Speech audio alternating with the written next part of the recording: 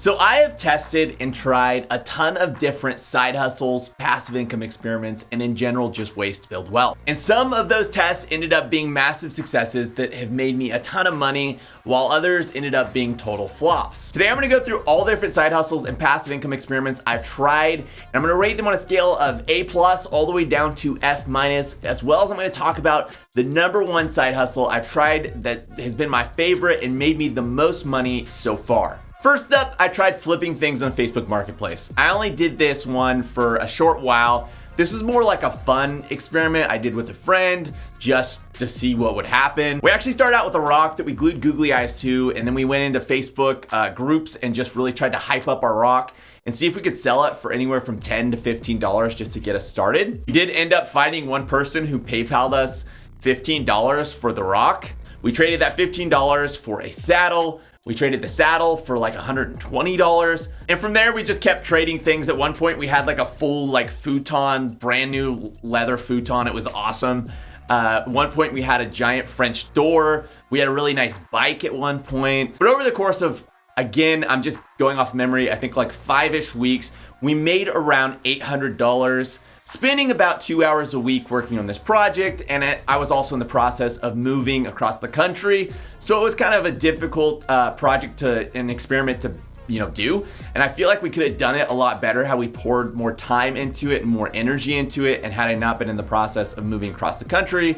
But for me and my personal rating, I would give it around a C-. Number 2 is yield farming, and I actually did my yield farming experiment on the Matic network. I started out doing it on Ethereum and doing it on Uniswap, but I think I paid like $400 on Uniswap to just do like the first step, and then it wanted me to pay like another $500 to do the second step. And I remember being like, you know what? Screw this. Like I'm not doing this, because I didn't know how many steps were after that either. And there's, when I'm done yield farming, I also have to then unstake everything. So there's just a lot of like red flags getting started on the Ethereum network. It was also the height of like the crypto mania when the trading fees were outrageous and everything. So I did mine on the Matic network. Specifically, I did it on Pancakeswap, and my two trading pairs were Quick and Matic. And so I had something kind of crazy happen with mine, where both Quick and Matic like skyrocketed in value over the course of the month that I was doing this, okay? And so I got to learn kind of the difficult way what impermanent loss is. And impermanent loss is something a lot of people don't talk about before you get started, or kind of going down the rabbit hole with yield farming, but it super sucks. I don't know who came up with the name for like impermanent loss, but it's like the most misleading name because it's definitely super permanent. Basically, impermanent loss means you're penalized if one of the assets goes either way up in value or way down in value. For me, what happened is Quick went way up in value, and I didn't get as much of a gain as I should have gotten because of impermanent loss. So for me, what I learned yield farming is, if at all possible, you want to yield farm with stablecoins, because that's where you're going to make the most consistent money. That's not to say you can't make a ton of money yield farming with other assets. It's just you really kind of want to know what you're doing and the strategies surrounding yield farming before you jump all the way into that whole world. And for me, I didn't know what I was doing. Again, I was just trying it as an experiment, and I kind of had to learn the hard way, how impermanent loss works. I still made a lot of money, just because pretty much at that time, if you did anything in crypto, you were making money. It's just I could have made a lot more had I not been yield farming at that time. I would rate yield farming, I think, a B-, just based off my own experience. It's awesome because it's passive, but it's also not awesome because of a permanent loss and because it's really complex. Number 3 is running Pinterest ads for businesses. This is an experiment I did for a short time. We ended up breaking even. So like they gave me a certain amount of ad spend. I actually didn't make any money off of this.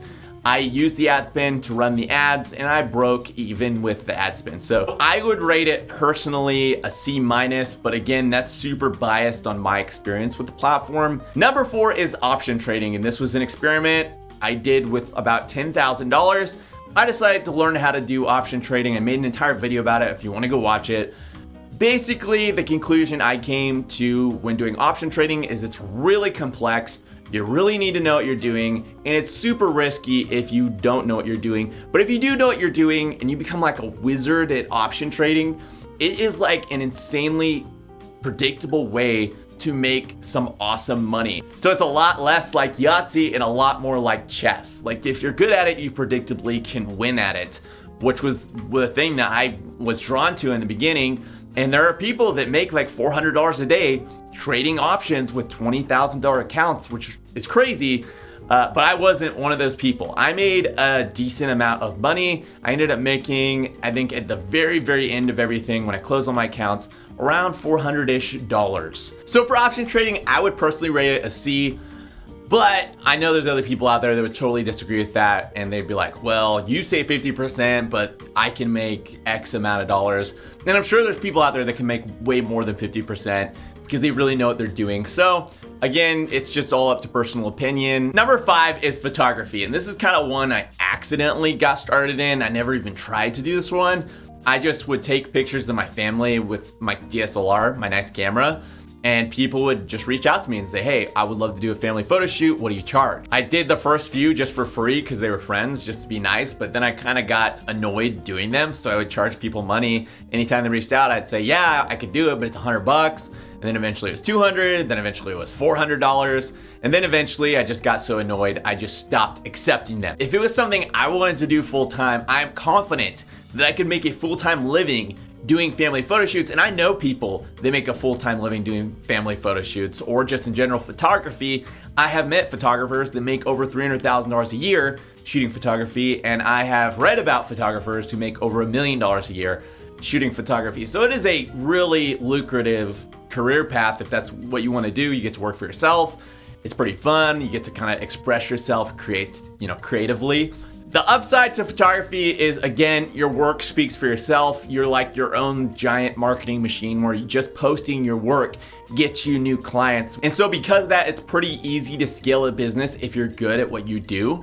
The downside is that it's difficult to scale past a certain point with something like photography, because although you could get up to, say, $300,000 a year in income, you're the one out there having to shoot the photos. You're the one having to work all the time, and it ends up taking all of your time up. For me, I would rate photography a B. Next up is land flipping, and I'm gonna try to go through some of these a little faster just because this video is gonna take forever if I go slowly through each one. Land flipping is something I did later on in my journey. I got started because my father-in-law flipped a piece of land for double what he bought it just by adding a driveway and a little pad for like a house or a trailer. And so that got me, interested in the idea. I did some research, learned that there's other people out there doing this for a full-time living, kind of learned some of their methods, jumped into it myself. It was a long process. I made an entire video about it, but basically I ended up flipping one piece of land for double what I bought it for. So I bought it for around, well, not fully double. I bought it for around $5,000. I sold it for around $9,000. All in all, it was a great way to make money. The hard thing is you have to be able to pick the right county. Because if you're not picking the right counties, you're gonna get a lot of just people that are upset and don't really respond to your letters. But when you do pick the right county, you'll get a lot of letters back of people saying, hey, I want to sell my property to you. And it seems like the more remote counties where it's land people don't really care about, and it's just kind of in the middle of nowhere, seem to do better than counties where it's like hot property that people kind of know the value of. The awesome thing about land flipping is it's really not much work at all. Like, you could probably almost fully automate the entire process, which is amazing with how much money you can make. I would personally rate land flipping an A-. Next up is staking, and this is pretty common practice now with crypto. As you take your assets and you stake them, you can make in general returns of 1% all the way up to around 15% staking your crypto assets. And for a lot of crypto assets, it's kind of a no-brainer, because if you're already planning on holding that asset because you're buying it as an investment, why not stake it and get a return on your investment while you're waiting? And with this one, I'm really not sure how much I've made, just because, I don't know, that's kind of a hard thing to calculate. But again, it's kind of just a no-brainer one. If you have crypto and you're investing in crypto, you probably should be staking it so you could be earning more crypto while you're waiting. And I would rate staking a B. I don't know if it's really a viable strategy to make a ton of money. It's just more of a in-between strategy of like, while you're trying to make a ton of money, you should be doing this. Next up is being a YouTube creator. So I got started with YouTube on purpose. In general, I got started with it just because I would get so many messages from TikTok of people saying, hey, I really want help building up my own wealth, building up my own income. And so I wanted a way to help all these people, but I was getting overwhelmed trying to reply individually to every single message that hit my inbox. So I was like, you know what? I need to be posting longer form videos on YouTube. And I knew YouTube is a great way to make passive income. There's a lot of people out there that make a ton of money creating content on YouTube and then turning it into a passive income engine that lasts for years and years and years. I had an old channel on YouTube that I had back in 2010, where I had one video that went like super viral, and I was making like hundreds of dollars a month for like almost the next decade without ever posting anything again on that channel ever. So it can become a really awesome source of passive income, but it does take a crazy amount of work to get there. And that's the really big downside, is I actually spend a lot of time on YouTube. I probably spend 2 full days almost of my week just creating content, editing content, coming up with ideas for YouTube, or working on, some of these experiments that I'm doing for YouTube. So it's a crazy time commitment. But for me, I think, for one, I love helping people. That's like one of my things that I really enjoy doing. But business-wise, how I'm able to justify spending 2 full days on it when I could be obviously focusing on other things, is that I believe in the future it will, pay a lot of money out to me in passive income. There's YouTubers out there who are making $50,000 to $100,000 a month passively from their YouTube channel. And I say passively, it's more like semi-passively, because they're creating content. But a lot of that income's coming from old content they've already created that they're, is just sitting on their channel, because your YouTube content could actually earn you money for years and years and years and years. In total, since joining the partner program or becoming a YouTube creator in YouTube's eyes, like AdSense and getting paid for the ads, I've made probably $1,200. So that, I think I started that in April. So, that's a decent amount. And obviously it's not justifiable for 2 days of my, week. But in the future, again, it's a gamble, but I think it's one that's gonna pay off. And I would rate YouTube a B- just because of the crazy amount of work that it takes to become a YouTube creator, and the crazy amount of skills you actually have to know just to even edit the videos and create the content, or the knowledge that you have to even, be able to write the content. So it's really only something you want to do or can even succeed at if it's something you're passionate about and something you enjoy. Next up is launching my own e-commerce brand. It was a huge initial investment of money. It cost me about $5,000 to launch. It's super risky. There's a lot of time that you have to pour into it, but the income potential from something like this is absolutely insane. This is definitely a way to make millions, if not tens of millions, if not, if you're insanely good at it, billions of dollars. So the income potential is huge, but the amount of work it takes is also huge. And a lot of, great opportunities are like that. It's actually very rare you have an opportunity where it's easy and you can make billions of dollars or millions of dollars. Usually it's like those two are tied together. If it's really hard to do, you can make a ton of money. Not always, but usually. I made an entire video about my experience if you really want to go in depth and learn about, how I did it and how it was and all that. But off the top of my head, I made around 5,000-ish doing my own e-commerce brand. It was really fun. It was really fulfilling.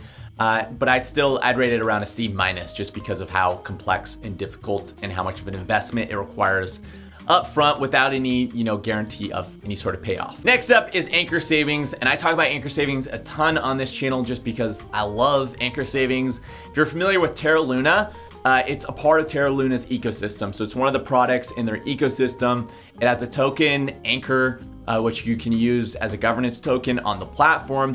Basically, the way I use Anchor Savings is like a better version of a bank savings account. You put your money on the platform in UST, so it's a stable coin, so it's set at $1, and you're able to get around 19 to 20% annually on your money, passively, stably, and relatively safe. So far in total, I've made around $1,500 doing this, and I would rate Anchor Savings a B+.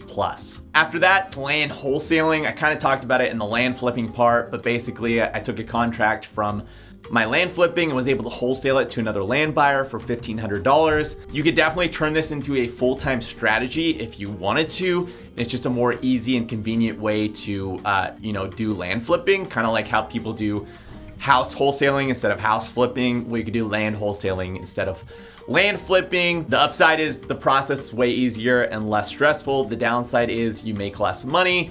I again made around $1,500. I would rate it around an A-. Next up is post-mail marketing, basically something I read in a book that this guy did in the 1960s to become like the world's greatest salesman. So I decided to try it. I pitched a business on it, said I could do it for their business. They agreed. I mail out postcards for their business every single month. It's almost completely automated on my end. But basically, those postcards go to their top dream clients, just saying, hey, you're awesome. Thanks for working with us.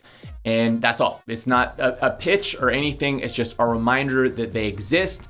And this client has made over $800,000 doing this. But you got to also understand that like they can book a job for $30,000. They could book a job for $400,000. So it doesn't take a ton of clients to make that amount of money. It really it takes one or two clients to say yes, and then they make an insane amount of money, which is the idea behind the strategy.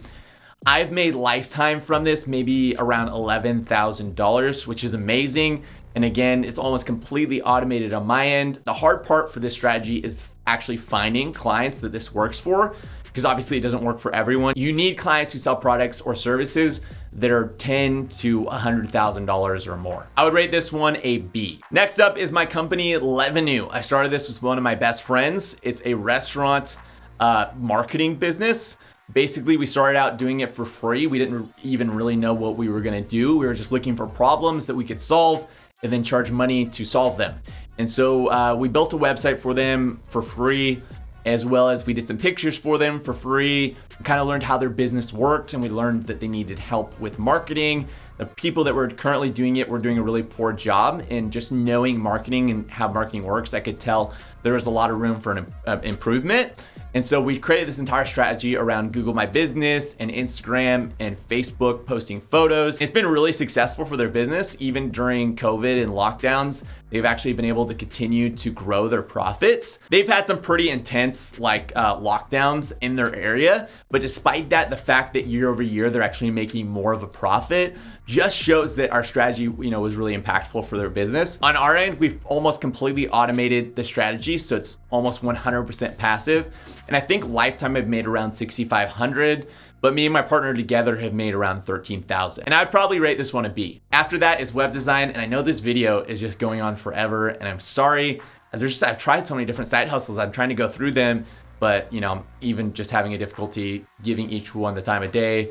If you have more questions about any of these different side hustles, you want me to make maybe a full video on one of them, let me know in the comments below, and I'll go into more detail on whatever one, if there's a lot of people are interested in a single one. Next up is web design. This one takes a little bit of creativity and the ability to deal with client revisions. But I would just use Squarespace, which is really simple. Pretty much anyone could use Squarespace, and it's really easy to learn. I would just use Squarespace and their templates to create websites for people. I never really tried to grow this one, and I didn't even really start it as an experiment. I just had somebody ask me if I knew how to do that, and it was a friend, and I got started doing it that way. And I had other people ask me, and so I just did a few more. Probably took me less than a week worth of time to do a project, and in general charge around $2,000 to do the projects. You could charge a lot more than that if you wanted to. Again, I was just doing it for friends, so I charged pretty minimal, especially because I knew I was so quick at it. Let's say with something like this, there's a lot of room for growth and scalability. Everyone needs a website. Websites are constantly going out of date and needing to be refreshed as style and design just changes. You could definitely hire people to be designing websites for you, so you're just the one going out there and getting clients. You go out, you bring the clients in, and then you have web designers working for you. And you can even hire people to go out and get the clients for you and turn it into a pretty automated business that's just passive income for you. So I'd rate this one a B+. Next up is coaching, and this is actually something I tried a long time ago, back in 2019, before I started any of this stuff. It was a lot of hard work. They were really long days. You faced a lot of rejection, and I was having to message a ridiculous amount of people, but I made $8,000 my first week. And if you're the right kind of person who just likes talking to people a day on Messenger, then you could essentially turn just chatting with people on Messenger into a insanely lucrative business where people are, they'll make $100K a month. There's people that make $1 million a month doing coaching. It can be scaled up to insane heights. And really the top coaches out there, what they'll do is they'll pretty much automate the whole process for themselves, where they have other people do the messaging, they have other people do the calling, and they have other people teach the classes, and really they don't do anything. They just like, I don't know, go speak at conferences or something. So once you get really, really up there and good at it, it can be almost essentially passive income, making insane amounts of money. So it can be turned into something pretty awesome. Okay, next up, brand content creation. And this one was insane lucrative for me. I got started creating brand content for this brand on TikTok. I got paid $10,000 a month to create that content. It probably took me about 2 days worth of work to do that and make that $10,000 a month.